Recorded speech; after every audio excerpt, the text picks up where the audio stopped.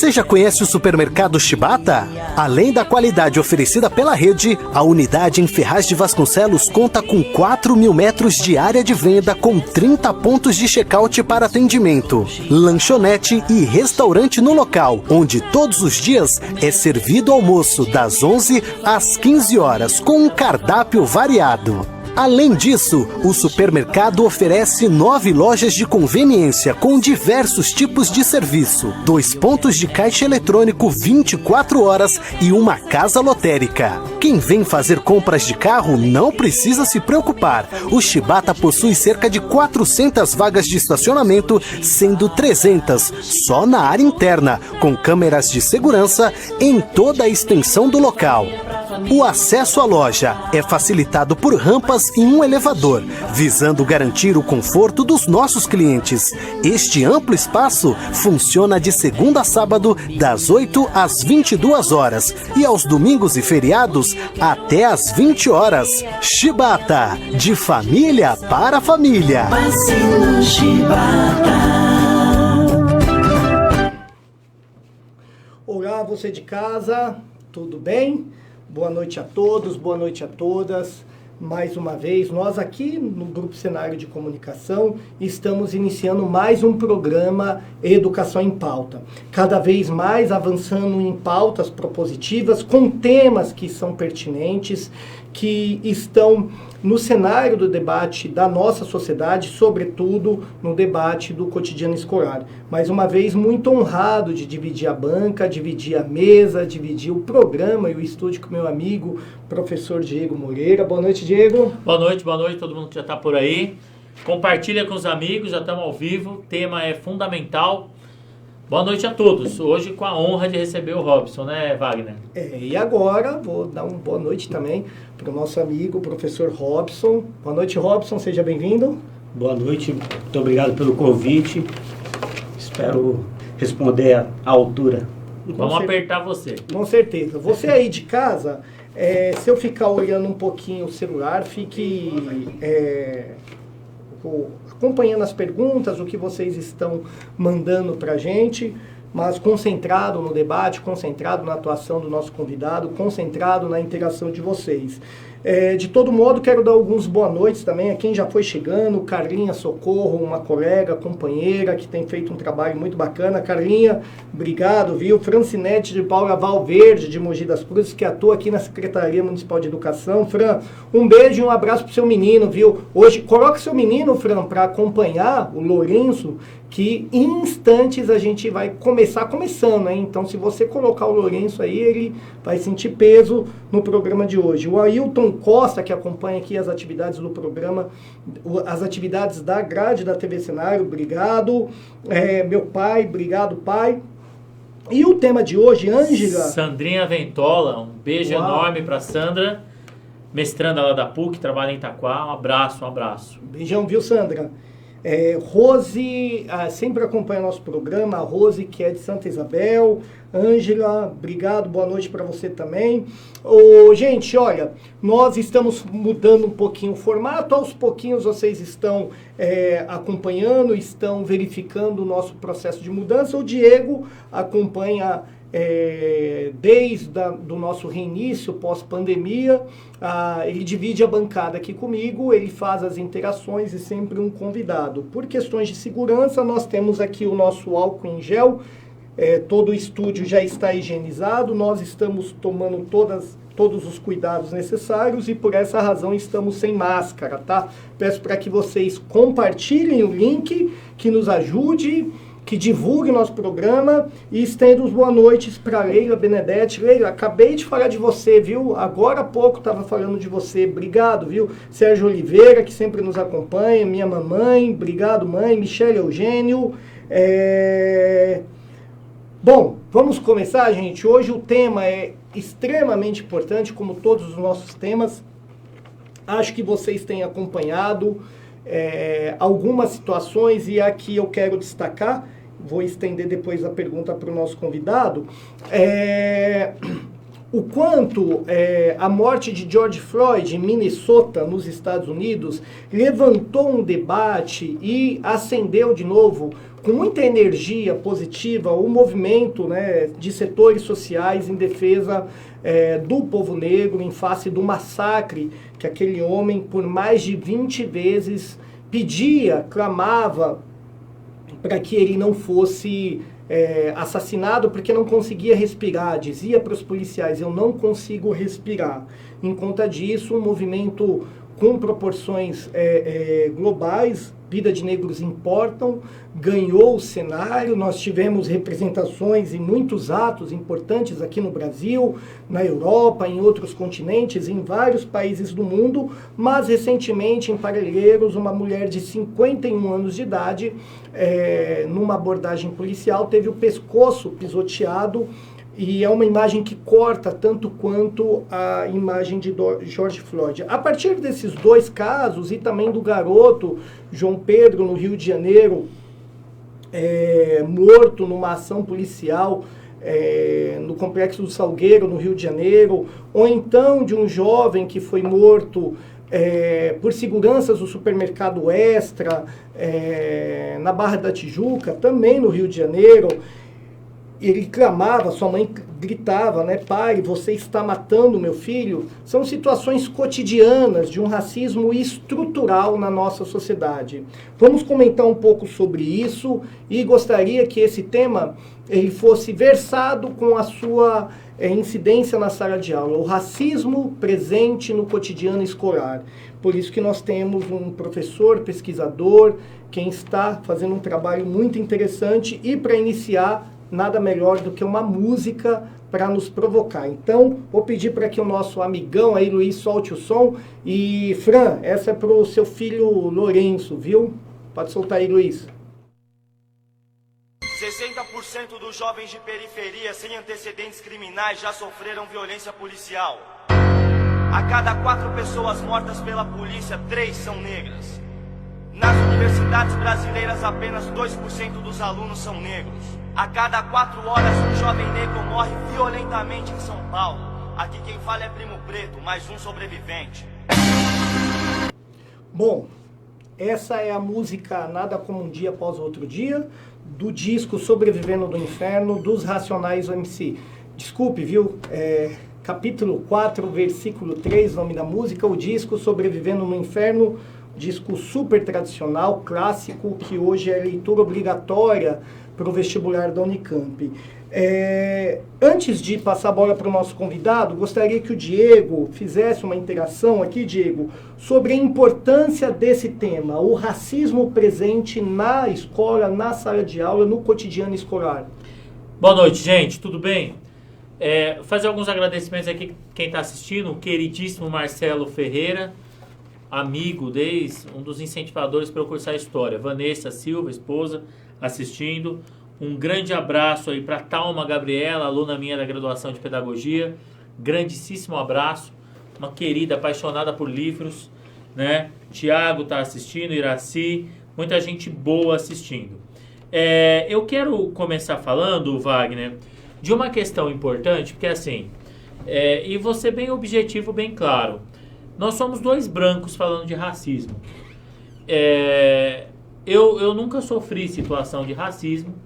Eu nunca, embora já tenha presenciado, embora defenda contra o racismo, faço uma luta pessoal de combate ao racismo. Eu tenho coisas que, por mais que eu tenha conhecimento acadêmico, histórico, analítico, eu não posso falar como o Robson pode falar, que além de doutor, historiador, mestre, além de conhecimento técnico, acadêmico, ele tem a vivência, o lugar de fala. Wagner e eu somos brancos, eu nunca passei por situação de racismo, embora a combata onde eu estiver presente, onde eu encontrar qualquer situação do tipo. Então, é importante a gente pontuar que esse tema, a questão do racismo nas escolas, não é só para o menino negro, né? É para todo mundo que se importa com a humanidade e com essa pauta. Então, não é porque a dor é só no outro que eu não me solidarizo, não defendo que isso não exista. Então, a primeira coisa que eu queria levantar do tema é que o combate ao racismo não é uma luta só dos negros. O combate ao racismo deve ser uma luta da sociedade, de brancos, negros, indígenas e de qualquer cidadão. Isso é um ponto importante. E o outro ponto importante é a gente entender que a escola, prédio, as pessoas, ali não é uma instituição incólume, que o racismo não existe. Os muros da escola sofrem todas as influências, muro adentro da escola, sofre todas as influências da sociedade. E eu tenho uma coisa que eu digo sempre para as minhas alunas de pedagogia, elas estão aí ouvindo, a criança não nasce racista, ela é ensinada a ser. O adolescente, ele é ensinado a ser. É o adulto que ensina, é a sociedade, a macroestrutura que ensina essa criança pequena a ser racista. Então, é importante a gente debater essas coisas no interior da escola, nas questões periféricas que levam essa discussão para o centro da escola, para o centro da sala de aula. Vou agradecer o Robson aqui, para não passar.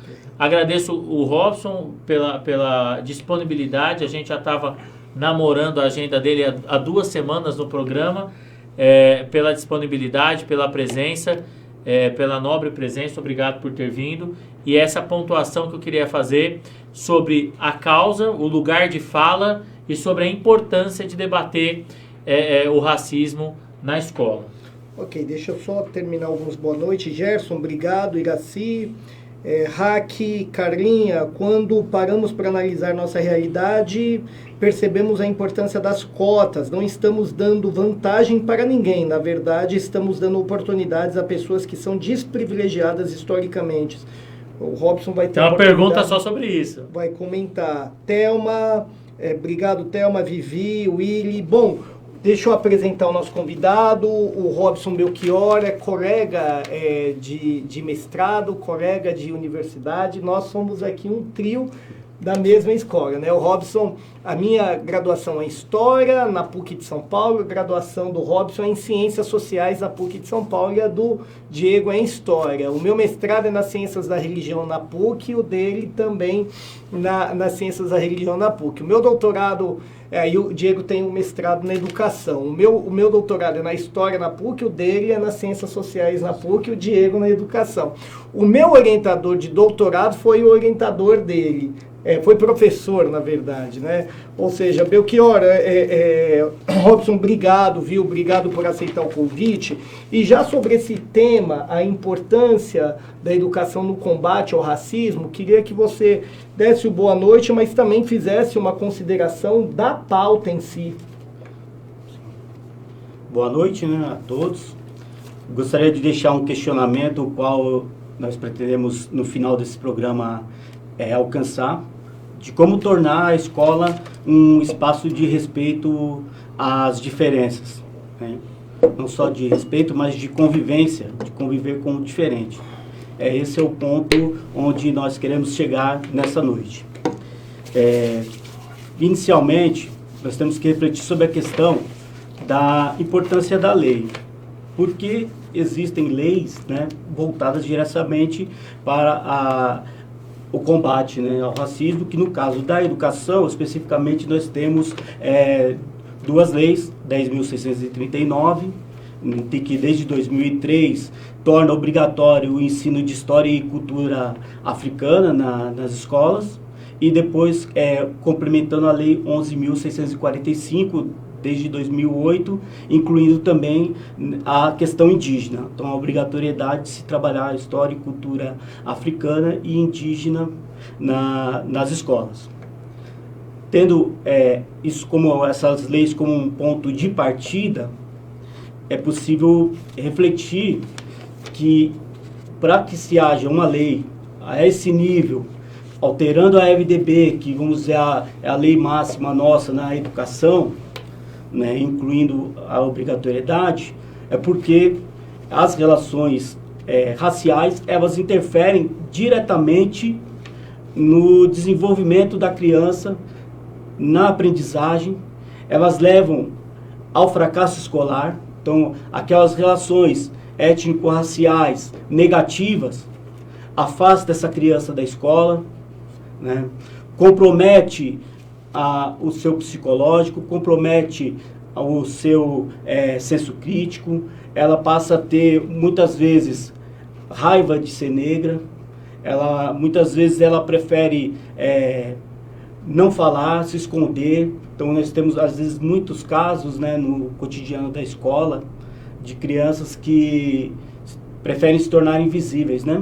Então, a gente sabe que, enquanto professor, às vezes a gente dá muito mais atenção para aquele que explode em violência, que explode em disciplina e tal, mas muitos dos nossos alunos, que também ficam lá quietinhos e tal, passam também pelas relações raciais, né?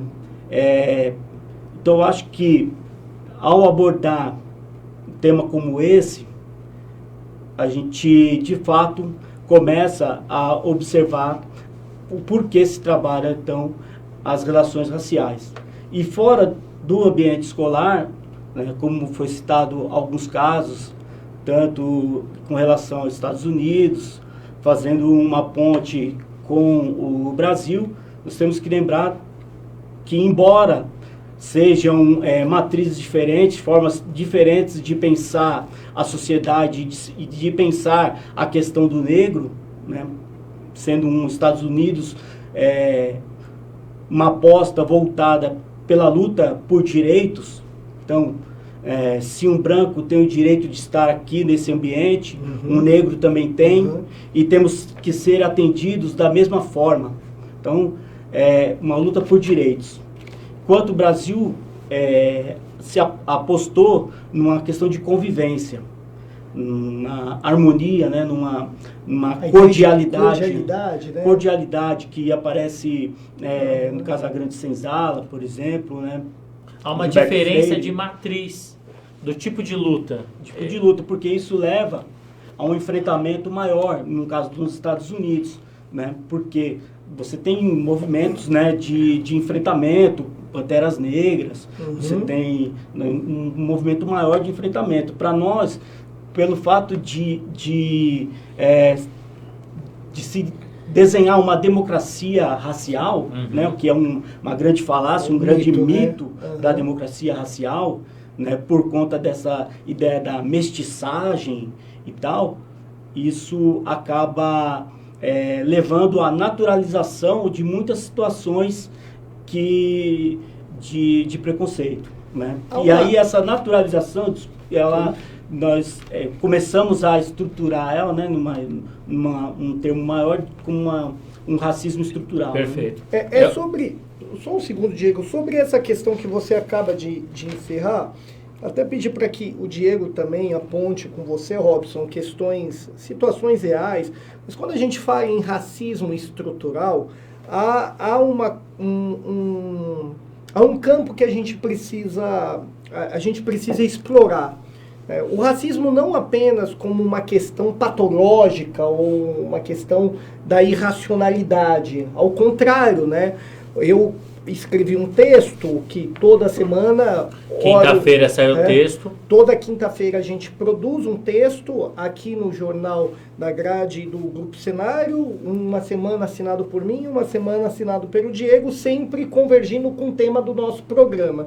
E abordei isso, Robson, que na verdade, quando a gente pensa o racismo no aspecto estrutural, ele faz parte da estrutura, da composição da estrutura social. Ele é, na verdade, um subproduto do modelo econômico e do modelo político vigente. E a luta contra o racismo não é outra coisa a não ser também a luta contra o modelo econômico, a luta contra o modelo político, porque no ponto de vista econômico, nós temos, sobretudo, mulheres negras como principais atores sociais, atrizes sociais, que são invisibilizados. Quando a gente pensa o racismo não apenas num aspecto patológico ou da irracionalidade, mas como parte de uma estrutura social, a gente precisa entender que o combate ao racismo perpassa o combate da estrutura da sociedade. que é uma estrutura econômica, uma estrutura política que demarca corpos negros. Mas aí, Diego, pudesse comentar um pouco a respeito, e também, Robson, explorar um pouco mais essa ideia de racismo estrutural, apresentando situações reais, assim, situações, problemas de modo geral e, sobretudo, no aspecto pedagógico, Diego. Eu quero diminuir meu tempo de fala para chamar um vídeo do querido Alex. Já deixa na agulha aí, deixa na agulha. E é importante a gente pensar que essa naturalização e essa cordialidade que o Robson coloca, ela está posta no cotidiano. E já avançando aqui numa pergunta da Shirley, ela está posta no cotidiano de uma maneira que às vezes nem o negro se vê como negro, ou assume a identidade. Então ela é tão absoluta. Se eu fosse usar um termo histórico dos anos 40, ela é tão totalitária que causa confusão na construção da própria identidade. Como o Robson bem coloca, a não representatividade do negro nos espaços de educação, ela causa uma espécie de não se ver como negro, de não se entender, né? De não aceitar-se como negro, porque ele não se vê em caso nenhum. Eu vou colocar um vídeo do Alex, o Alexandro, doutor em educação, um amigo do tempo do magistério do Cefam, fizemos magistério junto no Cefam, e ele fez um vídeo há semanas, muito pontual. Ele vai falar o vídeo, depois eu já passo para o Robson, dar continuidade nessa abordagem. E aí, Robson, eu queria que você comentasse nessa sequência como diretor de escola, professor, doutor, professor universitário, como diretor de escola, você já passou por algumas situações do cotidiano de não ser visto, não ser reconhecido pela cor da pele. Eu queria que você comentasse isso logo após o vídeo. O racismo corrói os pilares da coesão social e da democracia brasileira. O Estado brasileiro, na sua experiência histórica, ainda não foi capaz de desconstruir os profundos laços que estabeleceu com as estruturas racistas que organizaram as suas primeiras instituições. Por isso mesmo, a população negra é vista e tratada como uma convidada indesejável na democracia brasileira, e os seus direitos estão sempre ameaçados pela própria estrutura do Estado e pelas relações sociais que estabelecemos. Se você defende a democracia, e se você considera que a democracia brasileira pode ser melhor do que ela é hoje, você precisa se posicionar. Você precisa se comprometer com uma postura cotidiana antirracista na sua vida pública e na sua vida privada. Enquanto o racismo vigorar como vigora hoje no Brasil, não é possível falar numa democracia. Bom, o Robson, o Diego havia te provocado a partir desse vídeo. Queria que você comentasse de modo geral o vídeo e a questão da sua condição como professor universitário, como acadêmico, como homem negro. Bom, Diego falou um pouco dessa questão do lugar de fala e tal. Eu sempre costumo iniciar minha apresentação, seja no campo acadêmico, na questão da universidade, no que eu sou, primeiramente professor, né, na rede estadual, há mais de 20 anos. E a partir disso eu fui buscar outros lugares, outras questões, né? E aí cheguei a fazer um mestrado, um doutorado, e coisa que nem preciso ficar falando que não foi fácil, né? Mas o que me chama a atenção nessa questão do vídeo também do Alex é que, além de tudo, é um chamado, né? Então, essa é um olhar positivo sobre as questões norte-americanas, que é o seguinte: não basta falar do racismo, tem que ser antirracista. Alguém comentou aqui, até uma Gabriela falou exatamente isso. Não basta não ser racista, é necessário ser antirracista. Ser antirracista. E a nossa luta, ela é principalmente por políticas públicas. porque são as políticas públicas que fazem a mudança na sociedade, entendeu? Porque para falar de racismo, para chamar, olha que legal, vem conversar, tal, beleza, é importante? É importante, mas nós temos que mudar as estruturas, né? Nós estamos pensando no momento político que nós estamos sofrendo, então é importante termos, por exemplo, candidatos negros, é importante termos uma representatividade, e é importante que se faça e que se tenha políticas voltadas para a população negra. Então é nesse sentido que toda a minha fala, ela traz como uma base a questão da lei. Por quê? Porque ela é uma conquista.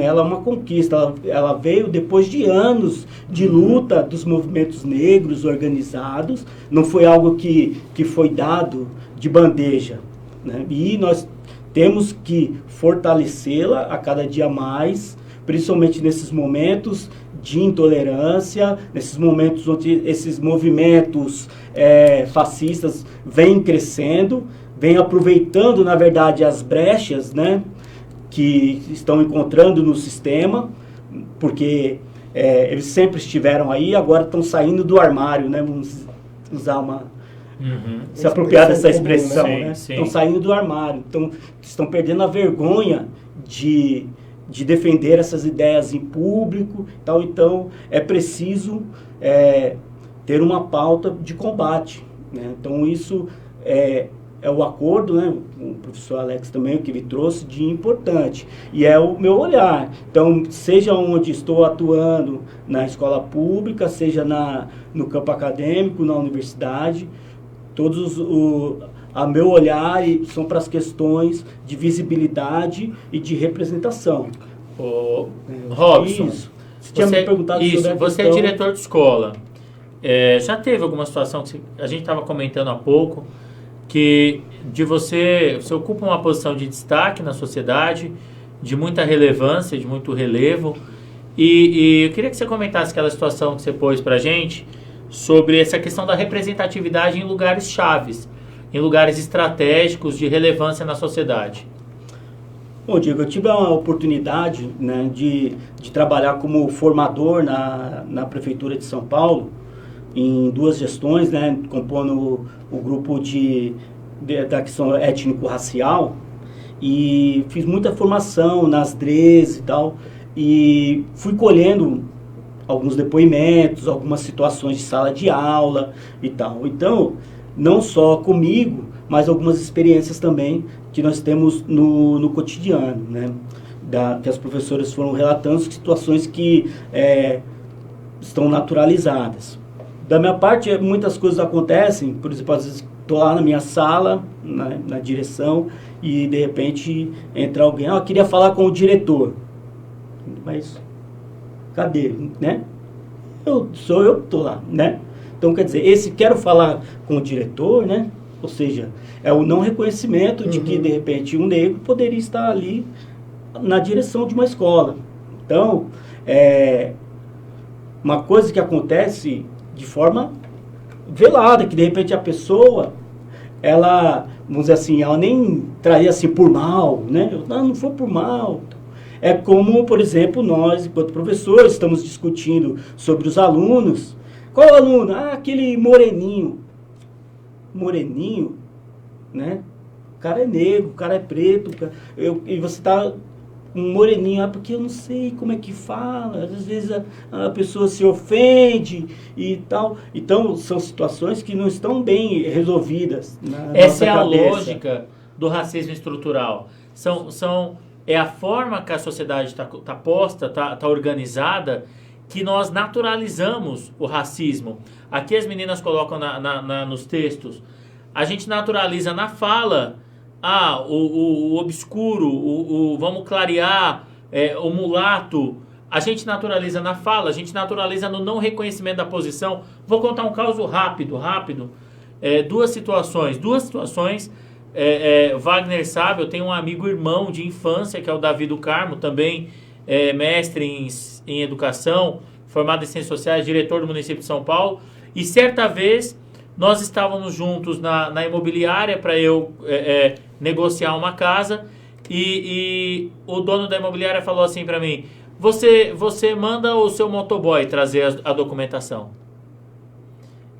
Ali parou o tempo, ali brecou qualquer negociação. Ele não era nem meu motoboy e ele só estava definido o Davi como meu motoboy porque o Davi era negro e estava segurando um capacete porque eu estava de carona com ele.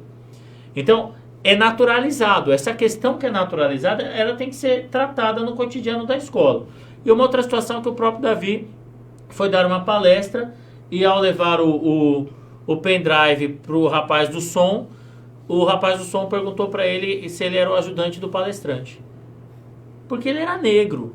Nunca perguntaram para mim se eu era o ajudante do palestrante. Perguntaram para ele, porque ele era negro. É esse racismo estrutural do cotidiano que não, eu não imaginei, foi sem querer, é mimimi. Não é mimimi. É motivo de pauta, é motivo de debate. É a lógica dialogada na sala dos professores, na escola, na mesa de casa. Isso precisa ser dialogado. Isso precisa ser visto com muita seriedade. Deixa eu só externar alguns abraços e eu acho sobre isso que vocês estão comentando, aumentar um pouquinho a reflexão, mas a Shirley estava comentando, ano passado minha turma era grande maioria de negros, crianças de 5 anos, e só uma delas no portfólio que eu fiz com ele se declarou negra. E tinha orgulho de dizer, e ainda ensinou muitos amigos da sala a se ver como tal, pois eu coloquei um espelho dentro da sala e deixei explorar suas imagens. Depois trabalhou com músicas e arte. O Kleber diz, professor Robson, batendo palmas, e a Vivi entra aqui com um debate importante, e junto com a Priscila, nossa colega de Itaquaquecetuba. Bom, há uma questão... Aumentando ainda a reflexão, peço só para que interaja conosco, mande perguntas, coloque aqui seus comentários e, sobretudo, compartilhe, porque para nós é importante que outras pessoas acompanhem o nosso debate, o nosso programa. Se posicionem, né? Coloque mesmo, escreva. Eu tenho uma questão, partindo dessas situações que Diego e o Robson estavam comentando, que é uma questão de cunho mais histórico, né? Nós somos os três em comum, da mesma área. E por sermos da mesma área, a gente precisa pensar que o nosso país, ele se construiu numa estrutura escravocrata. O Brasil se construiu a partir de estruturas escravocratas, com rapto. A escravidão é um processo de rapto e de tráfico de seres humanos de outro lado do Atlântico, de outro continente, colocados a trabalho forçados. Por isso que tem algumas sugestões de livros, e um deles é um texto clássico, certamente o Robson conhece, do Décio Freitas, chamado Guerra de Palmares, que ele vai descrever durante alguns momentos, alguns cenários do Brasil colonial, cenas de tortura.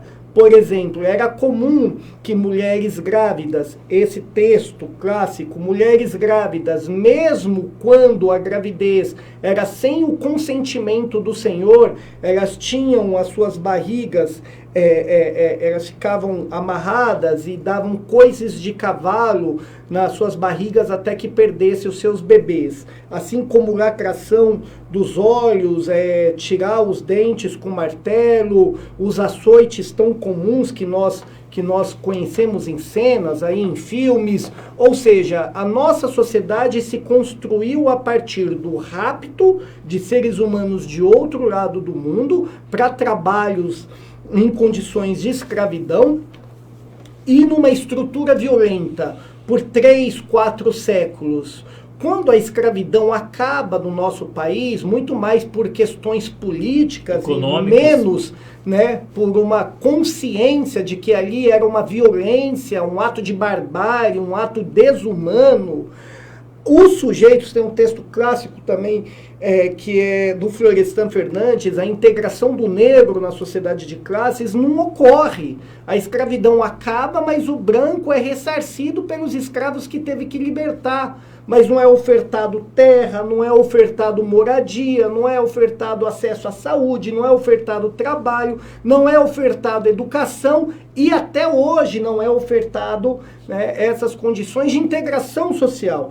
Ô Robson, comenta um pouco conosco a respeito dessa questão da desigualdade marcada em um processo histórico, e se você tem dados, né, para colocar, sobretudo, dados no mercado de trabalho. Nós temos essa legislatura eleita no Congresso Nacional, me parece que a população brasileira, 52% é de pretos e pardos, e no Congresso Nacional nós temos 85% de brancos. Nós temos uma sociedade com mais de 50% de mulheres e me parece que 90% de homens.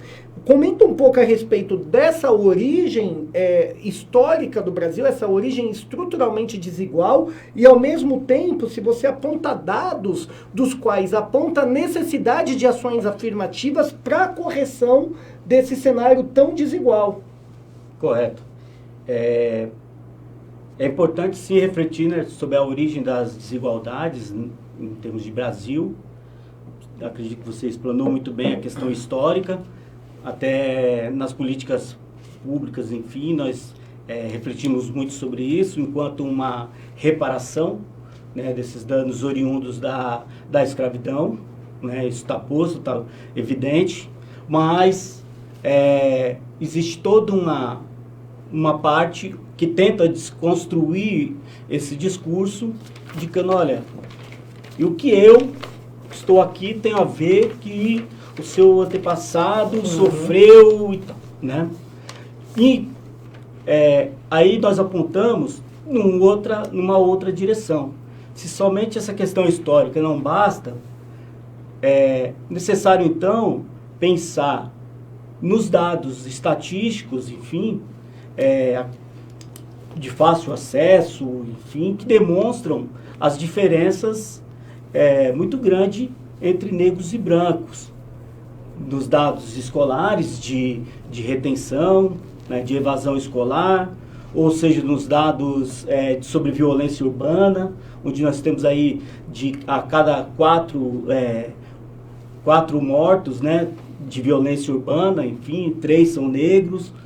A própria parte da música, Uhum. né, indica um pouco dessas diferenças que não vem mudando. Deixei uma matéria também para poder refletir sobre isso, né, depois colocar nos comentários. Isso. Para o pessoal ter um acesso, porque necessariamente meu objetivo não é somente debruçar sobre essa questão estatística, mas é demonstrar que existe uma questão histórica, existe uma questão de políticas públicas que são feitas em base nesses dados. De grupos que sofrem, que são minoritários, que sofrem com isso. E aí são pensadas as políticas públicas. A lei tem impacto dentro da escola? Essa lei, ela vai para dentro da escola, ela tem impacto como? Sim. O que a gente está pensando?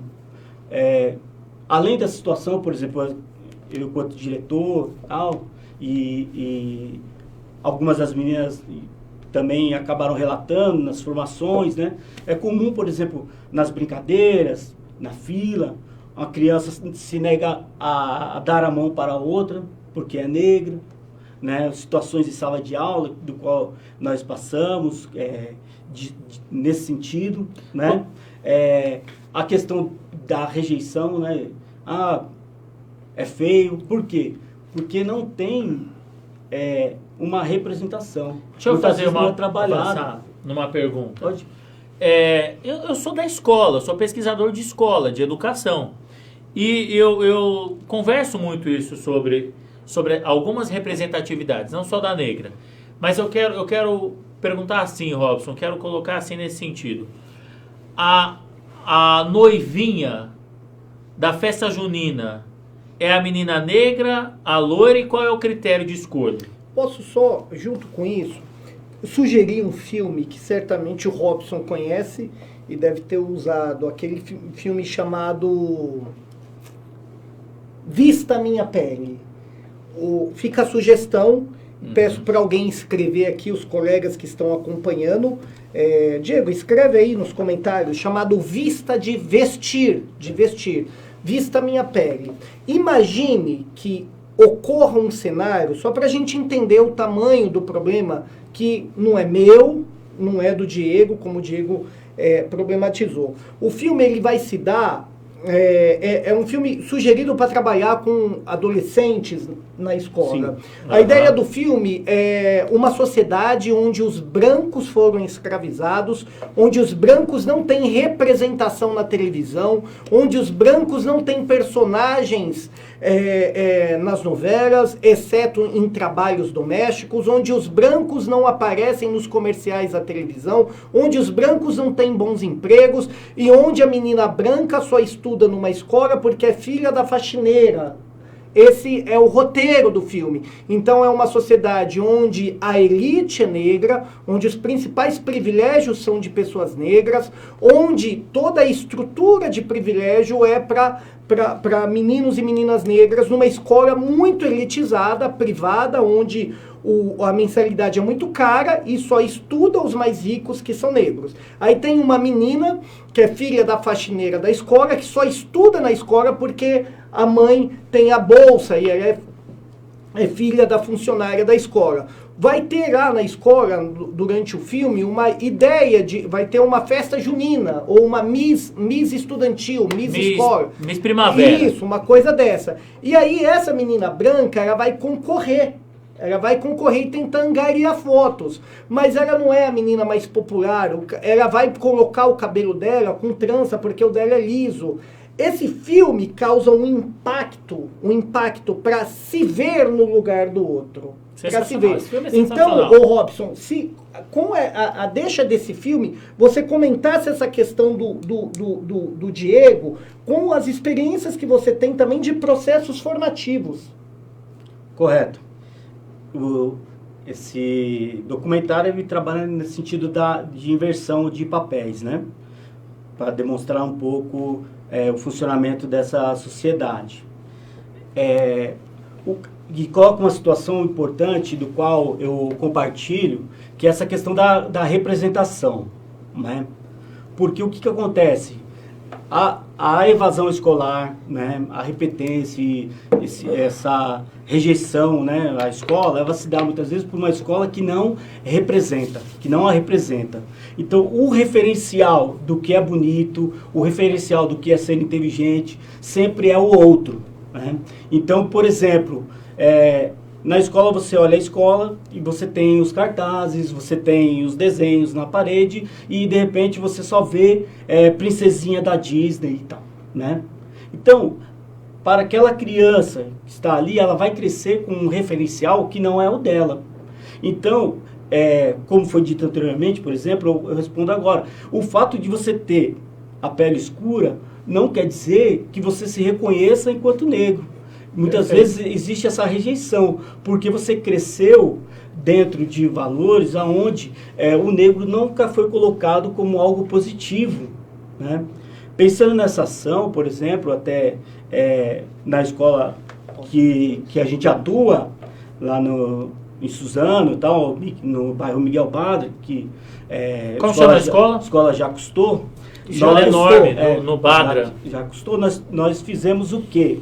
Todos os fundos das salas de aula, nós grafitamos com mulheres, e muitas mulheres negras. Sensacional. Muitas mulheres negras, né?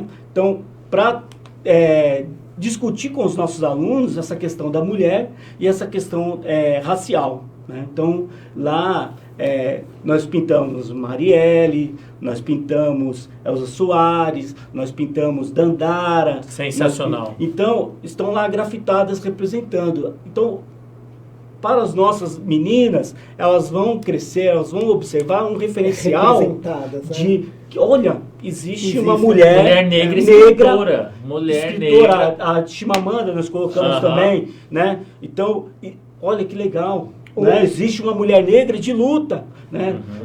Colocamos também, né, a Marielle e tal, e Mulher negra, vereadora, representante política. Inclusive a irmã dela também Sim. agradeceu, né? Sim. Conversou com a gente, que agradeceu. Então, essa é a questão do representar.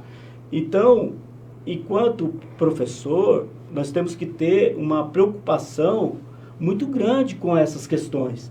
Na preparação do nosso material, né? Então, não adianta você trabalhar um painel com imagens e levar lá tais e tais revistas que só tem um modelo, um padrão de beleza estética, um padrão que não é o da maioria dos seus alunos. Então, isso, aos poucos, vai minando, vai atingindo os nossos alunos. E vai cristalizando, Vai né, cristalizando. Robson? Quantos heróis negros, né, nossos alunos vão conhecer? Você sabe que... Então, você sabe é complicado. Então, ele vai crescer com esse referencial que não dele. Você sabe que duas coisas, um pano de fundo aqui para vocês comentarem, deixa eu só aproveitar a Caçales, obrigado, Vanessa Silva, gostando das referências, a Ângela perguntou respondeu o nome do filme, porque a Michele Pimentel havia perguntado, Vista Minha Pele, obrigado, viu, Ângela? Tuane, lá de Caçapava, salvo engano. Tuane, eu conheço, gente sensacional. boníssima. A Pri interagindo aqui, a Shirley, a Bianca Inojosa foi minha aluna na faculdade, a Viviane tem uma pergunta que, a partir da pergunta da Vivi, a minha pergunta é, quando encontramos resistências entre profissionais de educação que não acreditam no racismo? A partir da pergunta da Vivi, abri um campo, obrigado, viu, Vivi? O Robson estava comentando, uma vez eu fiz uma atividade com alunos meus, Diego e Robson, que a gente pegou revistas dessas de beleza, de moda, de perfumaria, Avon, que eu não quero fazer um merchan, senão os caras podiam pagar a gente aqui, viu? Mas algo dessas, né, de cosméticos. E a gente foi contando, né, as mulheres ali representadas, né? Me parece, posso errar aqui, mas 95% das mulheres brancas. Depois eu coloquei uma tarefa para os alunos para ir até os bancos da cidade e ver a sala da gerência. Não tinha nenhum homem negro. Depois pedi para que fosse no supermercado as pessoas que estavam trabalhando entre trabalhos de força física, descarregando o caminhão, ou na limpeza. Eram todos homens e mulheres negras. Aí tem uma questão que as pessoas estavam comentando lá atrás, e é um debate estritamente da educação. Nós vemos, vez ou outra, a escola em março precisa ter um debate sobre mulheres, em abril falar sobre índios, em maio da escravidão, do 13 de maio. Aí volta a falar de novo em novembro e assim vai indo, né? São questões muito pontuais, episódicas, soltas. Há duas questões, ou dois elementos constitutivos do cotidiano pedagógico, para nós que somos professores, que é o projeto político-pedagógico da escola, que é, no início do ano, a escola assumir um compromisso de trabalho para o ano vigente, junto com o próprio currículo. E aí tem uma outra questão, uma outra atividade com alunos. Se você pega do 6º ano nos livros didáticos, e tem uma amiga que até falei dela para você, o Robson, manda um abraço aí a Priscila, que pesquisa exatamente a participação de pessoas negras em livros didáticos. Se você pega 6º ano, a gente começa lá no 6º ano dizendo onde o mundo começou e, rapidamente passa na África e acaba. Aí depois a gente estuda Roma na Europa, Grécia na Europa, Idade Média na Europa, feudalismo, né, essas coisas na Europa, Renascimento na Europa, as grandes navegações na Europa. Vai para a América quando vai tratar da independência chega americana. Na Europa quando eles dominam a América, né? E aí, iluminismo na Europa, as revoluções burguesas na Europa, Revolução Francesa na Europa, Revolução Industrial na Europa, as guerras da Europa, o mundo da Europa. Qual é o lugar da África dentro de uma escola? Não seria importante que esses documentos, como o projeto político-pedagógico, de um lado, e o currículo escolar, de outro, estivessem intimamente interligados para que a África, os africanos, os indígenas, os orientais, não aparecessem apenas no mês de maio, no mês de novembro? Como mudar isso, Diego e Robson? Um comentário rápido, Robson, antes de passar para você. Duas cenas. Primeiro eu quero fazer um apontamento por uma questão de justiça e de justiça, modo de dizer, mas por uma questão de referência. O primeiro autor de livro didático a colocar o negro com peso no Brasil é o professor Alfredo Boulos. É o primeiro autor de livro didático e, inclusive, foi muito criticado por adensar e por adequar o seu material à legislação que o Robson fala. Então, tive o privilégio de conhecê-lo, de trabalhar perto dele. O professor Alfredo Boulos Júnior, coleção... Moderna. FTD, mas o nome da coleção é História, Cidadania e Sociedade. É o primeiro a fazer isso, a representar o negro no livro didático no Brasil. Só para ficar assim mais inquieto, é o primeiro autor ao apontar a presença do negro num livro didático. Em que ano isso? Do quinto Não, ao nono. mais ou menos que ano? Em 2000 e quanto? Eu tenho que levantar, mas ele, quando eu estava 5 dando aula, anos. um pouco mais. Talvez uns 8 anos? A partir de 2010. Vamos colocar que há 10 anos atrás, a primeira coleção de livro didático na história do país coloca a presença negra. E abre a África como um capítulo, não como seções. Sim. Abre a África como um capítulo. Isso é muito importante. E aí uma outra cena, antes de passar essa pergunta para o Robson, vocês sabem, a gente é estudante aqui da PUC é uma casa... a gente é estudante que é bolsista. Da Balbúrdia, lá. né? A casa da Balbúrdia. Eu sempre faço essa referência que eu sou estudante por bolsa. E certa vez eu estava chegando para uma aula da tarde, a aula começa lá 2 horas da tarde, eu estava chegando a 1 hora para almoçar, e na rua de baixo, tem 2 entradas, estava na rua de baixo, e eu estava chegando exatamente no horário de saída das turmas da manhã. E não é a Monte Alegre, é a de baixo. Cardoso de Almeida. A Cardoso.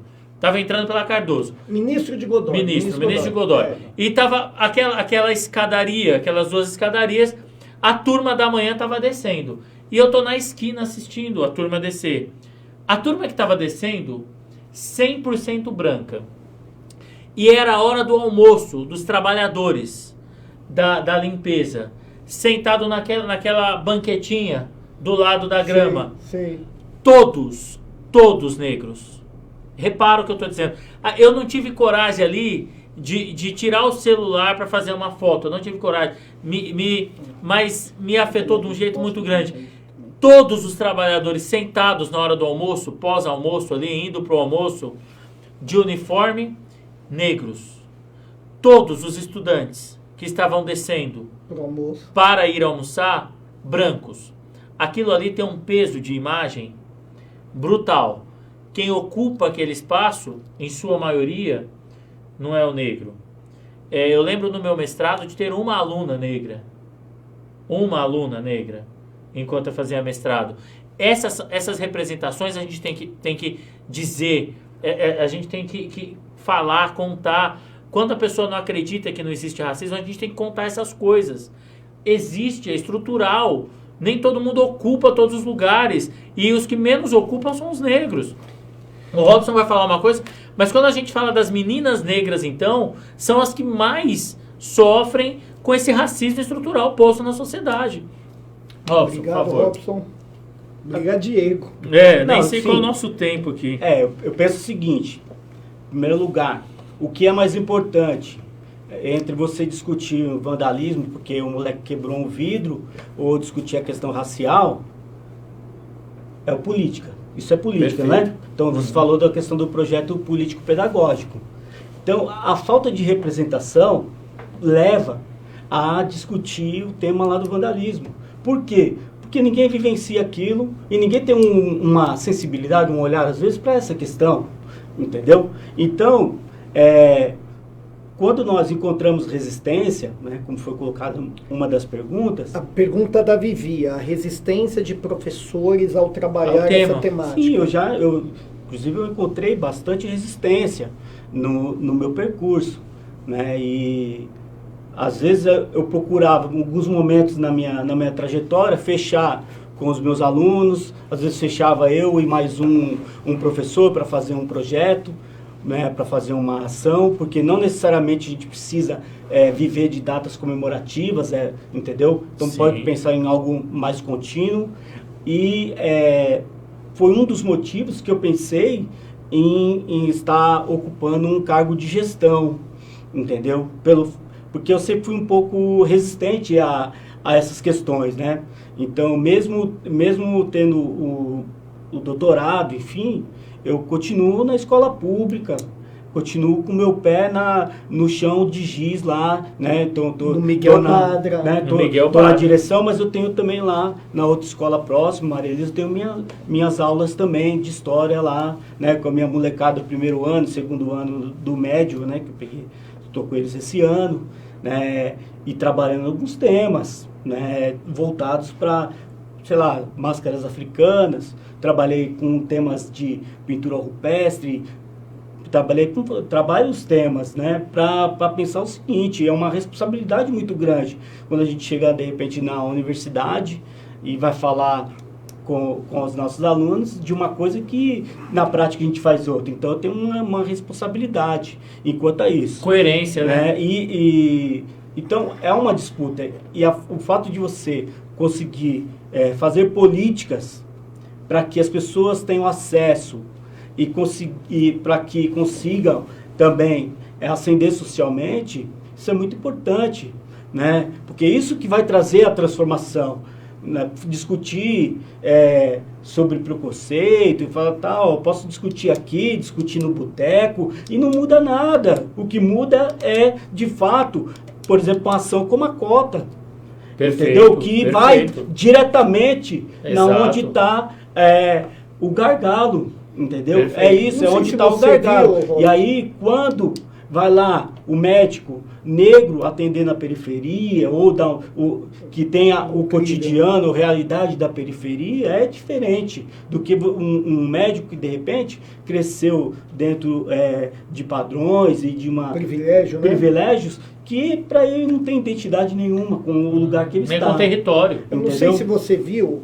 eu ouvi e estava acompanhando o processo de um estudante branco que acessou o curso de Relações Internacionais na USP, na Universidade de São Paulo, e ele não atendia dois critérios, né? O critério racial e o critério econômico, mas ele se declarou pobre e negro e conseguiu acessar o curso de Relações Internacionais. O movimento negro, alguns coletivos da universidade entraram com um processo e saiu o resultado agora, que a universidade cancelou a matrícula dele. A importância desses lugares, como você está dizendo, mas ao mesmo passo o desafio da vigilância, né? Porque você tem o espaço que é construído, mas você tem um monte de gente que quer se apropriar desse espaço sem necessariamente ter o direito àquele lugar. É assim, quem é negro nesse país, né? Aí eu lembrei do professor João Batista Félix, né? Que ele coloca nesse caso aí o seguinte: esconde a avó e aparece o avô na hora que é oportuno de uma cota, por exemplo, entendeu? É assim que funciona. Agora, não dá para saber quem é negro, quem é branco no país, mas é o seguinte: o porteiro do seu prédio sabe separar quem é negro e quem é branco. Entendeu? Exato. O PM lá, ele sabe separar quem é negro e quem é branco, entendeu? Então, quando a gente pensa na questão de raça, nós estamos pensando numa questão social. Sim. Né? Porque do campo da biologia, nós sabemos que nós temos a questão da raça humana, né? Não representa aí que se tenha, a partir das nossas diferenças, uma nova raça.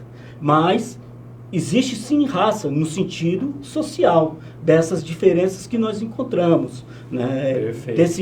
Dessa relação de poder.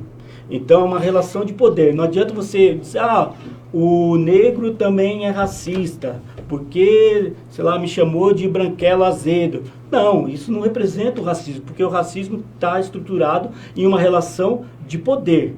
Quem tem o poder dentro da nossa sociedade é o branco hétero. A gente tem que parar com essa conversa, Entendeu? com essa falácia de terraplanismo e racismo inverso. Entendeu? Tem que ser sério. Primeiro, não existe terra plana e não existe racismo inverso. Ah, o racismo com branco. Pera lá, por quê? É exatamente isso que o Robson colocou. Não há para ter racismo numa estrutura dominante é do branco, é óbvio. Não há para ter um racismo até onde... porque o branco não deixará de arrumar um emprego Porque ser é branco. Ele não vai ser vítima ele não vai ser perseguido, abordado imediatamente numa blitz policial por ser branco. Ele não vai ter medo de andar à noite. Porque a polícia não vai... Sabe? A polícia já não me parou. A polícia já não me parou. E parou o colega do lado, no ponto de ônibus. E falando assim, fica tranquilo. Porque eu estava com o uniforme do colégio. Fica tranquilo. E os dois meninos que estavam sem uniforme negro, parou, apanhou e mandou um para cada lado. Ora, por que não me parou? Porque eu sou branco. É simples assim.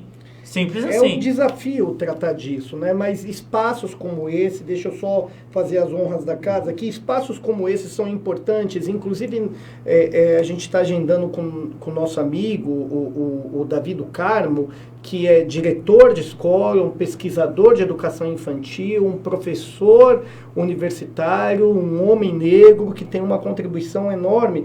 Não à toa tem algumas sugestões de livros e queria até que o Davi pautasse aí a importância da literatura. Mas deixa eu ler alguns comentários aqui. A Vanessa Silva... Enquanto você lê, eu vou pedir para ele deixar na agulha o segundo vídeo do Ok. Alex. Então, a Vanessa Silva, quando falamos em preconceito e política de cotas à periferia, as pessoas sempre dizem, mas o menino branco periférico sofre preconceito.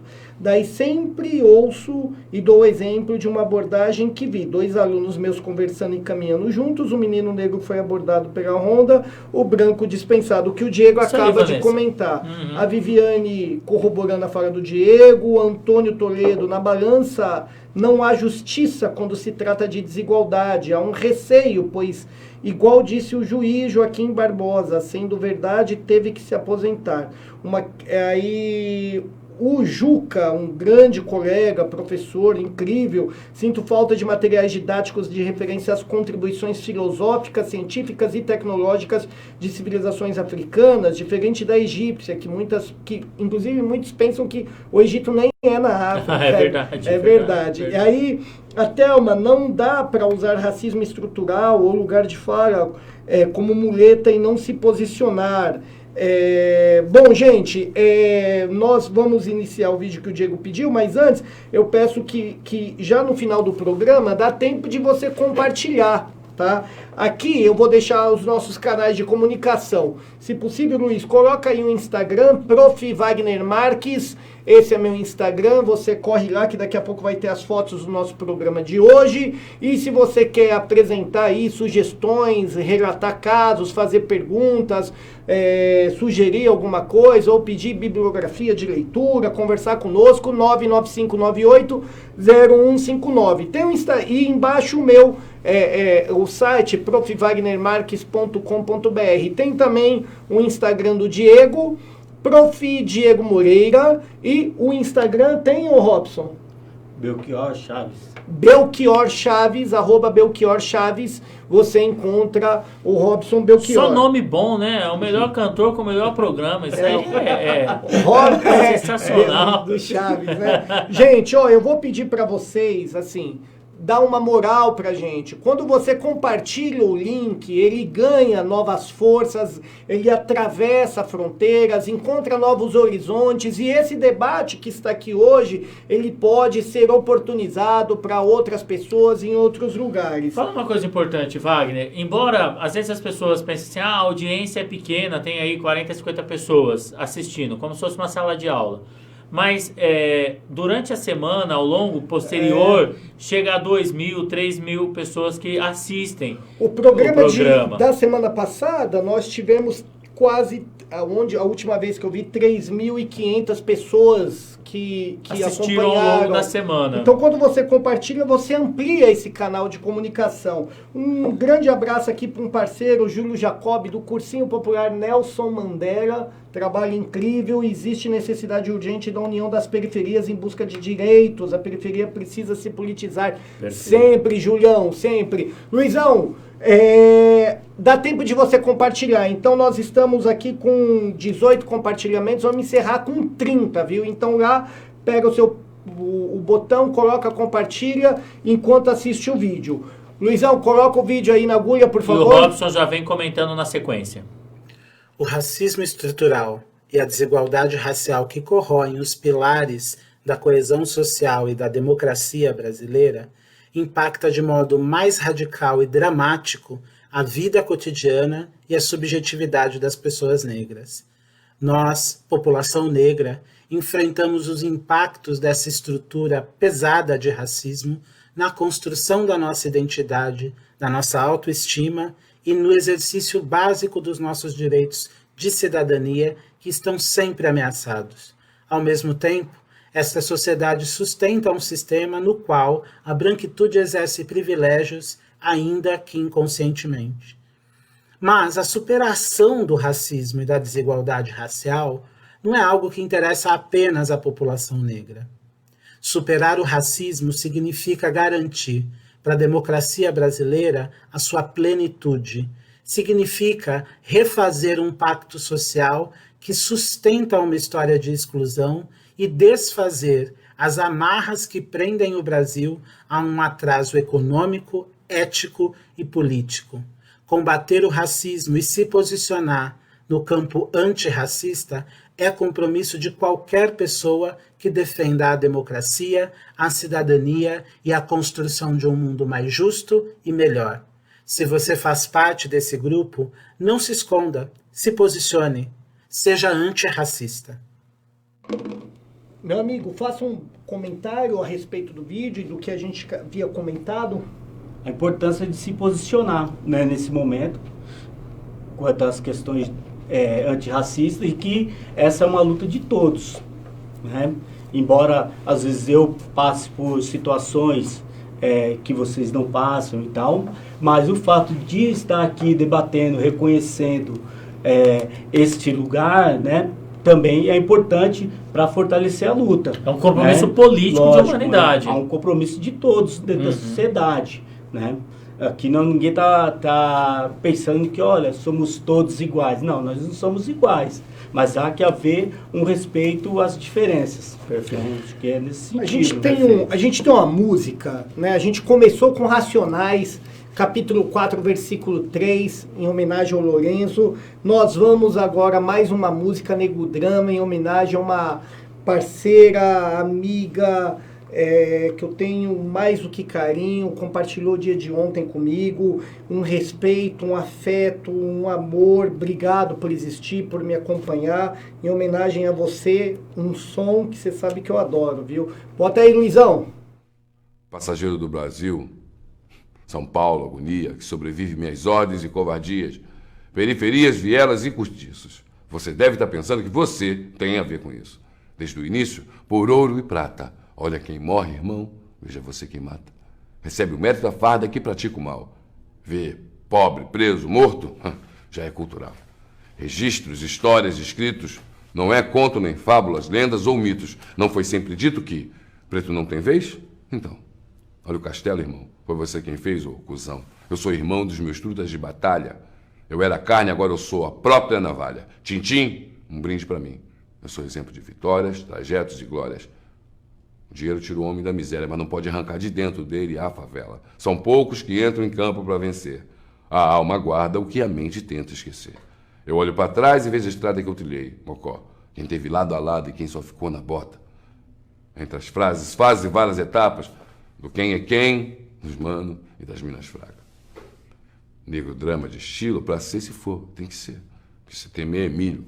Entre o gatilho e a tempestade, sempre a provar que és um homem, não um covarde. Que Deus te guarde, pois eu sei, ele não é neutro.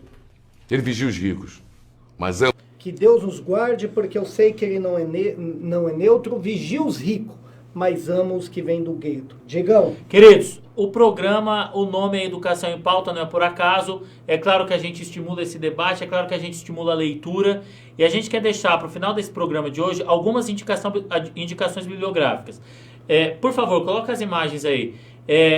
O Silêncio do Lar e o Silêncio Escolar, tá? Da Eliane Cavaleiro. Passa aí. O Navio Negreiro, sensacional, do Marcos Hedker. Excelente livro. Mais um. Da Eliane Cavaleiro também, Racismo e o Antirracismo na Educação. Esse é um livro que todo professor precisa ler. É leitura obrigatória. Mais um. Palmares e a Guerra dos Escravos, do Décio Freitas. O Wagner já falou dele. Também é fácil achar. Esse é essencial para os tempos que a gente vive. Da queridíssima Sueli Carneiro. Racismo e Sexismo e Desigualdade no Brasil. Esse é um texto atual. É um texto que precisa. O Movimento Negro Educador. Também da Nilma Lino Gomes. Querida aí. Ela está na... qual universidade que ela está? Não lembro agora. Mas também uma querida. E o próximo... que eu separei do amigo pessoal Ramatiz Jacino, trabalhamos juntos, professor da UFABC, Desigualdade Racial no Brasil, Causas e Consequências, é um texto também para ser lido. Bom, gente, estamos chegando próximo ao fim. Próximo não, estamos chegando no final da nossa aula.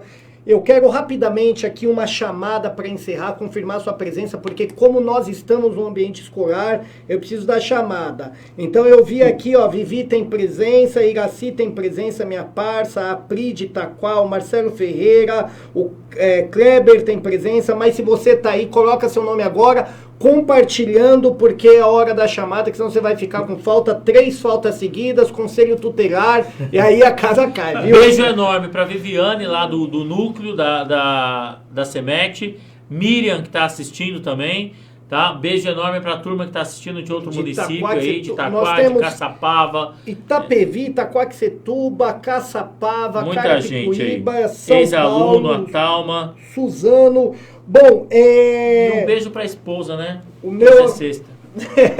O meu amigo aqui, Robson, o que nós não te perguntamos, parece uma bujanra, o que nós não te perguntamos, mas é importante dizer, e as suas considerações finais. A pergunta inicial, de como tornar a escola um espaço de convivência, que respeite as diferenças. Aí nós estamos pensando também que é necessário não só um trabalho dos professores, um trabalho da gestão, também voltado e sensível para as questões raciais. E em 2 campos principalmente, né? Tanto nas relações sociais, como nas questões estruturais, por exemplo, físicas, né?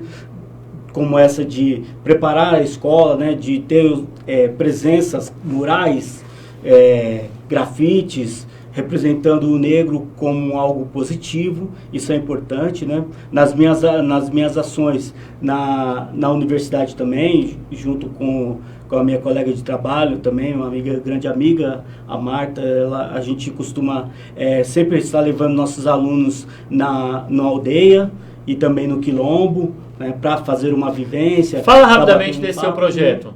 Então, quando que você leva essa turma? É um projeto sensacional. Diego parece Tem que divulgar, é um projeto sensacional. O Diego professor aqui, ó, sabe o professor pega o aluno de surpresa? Responda rapidamente tal coisa, vai lá. Então, todo semestre, por conta é um puta projeto, eu sou entusiasta desse projeto. Das disciplinas, nós fazemos a visita, né, uma vivência na aldeia. Nós já fomos na aldeia Crucutu, né, no Parelheiro, já fomos também na aldeia Guaiapaju em São Bernardo.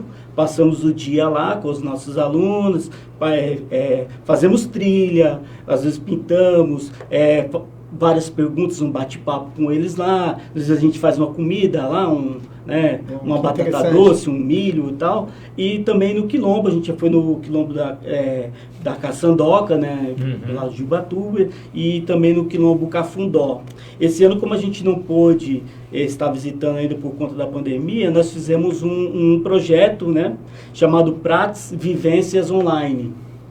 E nós fizemos a vivência Virtual. por live, né? Então, Incrível. eles foram mostrando o lugar, apresentando, e nós fizemos esse bate-papo com eles lá, apresentando o lugar. Então, isso foi bem importante, até por conta desse momento, né? E a gente tá com os vídeos aí no YouTube para compartilhar também. Sensacional. Diego, o que Último. você não disse rapidamente, que o nosso tempo Rapidamente, está esse é um estourado? problema. O Rápido, Wagner, Diego. o Wagner me cerceia, eu quero deixar isso registrado. Eu quero mandar um abraço do coração, pastor Josué Salustiano, um defensor da causa, um homem grande, enorme, que faz esse debate no meio batista. Quero mandar outros 2 abraços para o João, para o Ícaro, que dispararam lá para as turmas assistirem. Um abraço enorme lá para a turma da confraria, que Alexandre, Marcelo Marques, Marcelo Ferreira, o Ronaldo, secretário de Educação lá de Campo Limpo. Um grande abraço para a turma que compartilha e acompanha. Quero deixar outro convite. A gente está com a série, websérie Profissão Professor, no ar toda terça e quinta, pela editora FTD. Assistam lá, a websérie é Profissão Professor, pelo Facebook e pelo Instagram da editora FTD. Acompanhe, os debates têm sido bem importantes também. Enorme abraço, se cuidem. Eu vi que algumas pessoas responderam a chamada. Vivi Goulart pedindo para que mande um salve. Vivi, minha parceira, lá do Extremo Sul, Jardim Savelli, Parque Bristol, Extremo Sul de São Paulo, Gilvete. Gente de Santa Catarina tem aí. De Santa Catarina, vamos tomar um café com ela semana que vem, Diego, porque é a Lúcia do Grupo Ninter que faz o investimento aqui na cidade, aqui na região, e o Grupo Ninter vai ser parceira do nosso programa. Lúcia, um beijão. Beijo. Antônio Toledo mandando um salve. E nós vamos encerrar, como de praxe, agradecendo a presença de todos e de todas que estiveram presentes, sabendo que na semana que vem, na sexta-feira, às 18h30, aqui no Grupo Cenário de Comunicação, você terá mais um programa Educação em Pauta. Se você quiser sugerir alguma coisa, que a gente trate de algum tema, apresente alguma experiência da sua escola, algo que seja comentado, quer que a gente faça as honras por aqui, você pode entrar em contato conosco. Luizão, coloca aí 995980159, eu mesmo vou te atender, vou dar um salve, me chama pro café, viu? Ou Prof. Wagner Marques, é o meu Instagram, professorwagnermarques.com.br. Abraço especial para Mariana, diretora aqui de Ferraz de Vasconcelos, e o Instagram do Diego, Prof. Diego Moreira, e Procura Prates Vivências Online. Prates Vivência Online. No YouTube. No YouTube. E o seu Instagram? Belchior Chaves. @Belchior Chaves. Gente, agradeço por tudo e dizendo mais uma vez, porque aqui educação é... Pauta. Pauta. Aqui educação é... Pauta. Nos encontramos semana que vem. Grande abraço, um beijo a todos. Brigadão, fiquem com Deus, tamo juntos. Salve Quebrada, Racionais na Veia, Vivão e Vivendo. Um abraço.